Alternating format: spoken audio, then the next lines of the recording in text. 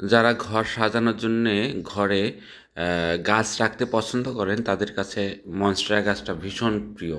অন্তত আমার তো ভীষণ প্রিয়। অনেক দিন ধরে এই গাছটা আমি সংগ্রহ করার চেষ্টা করেছিলাম কিন্তু পাচ্ছিলাম না। যেটা পেয়ে গেলাম এটা কিন্তু মনস্টেরা নয়। এটার নাম আমি জানি না।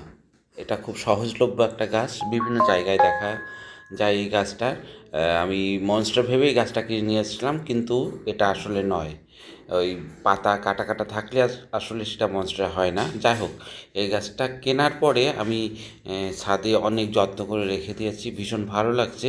এই কয়েকদিন হলো ঘরে নিয়ে আসছি, কিন্তু মজার বিষয় হলো যে এই গাছটাতে আমি কোনো দিনও জল দেই নাই ঘরে আনার পরে, কিন্তু পাতার ফাঁকে সকাল থেকে উঠেই দেখেন ছোট্ট ছোট্ট জলের ফোঁটা দেখতে পাচ্ছি। এই জলের ফোঁটাগুলো কোত্থেকে এসছে আমি জানি না, নাকি পাতার ভিতরের থেকে আসছে। আপনারা যদি জানেন প্লিজ জানাবেন আমাকে।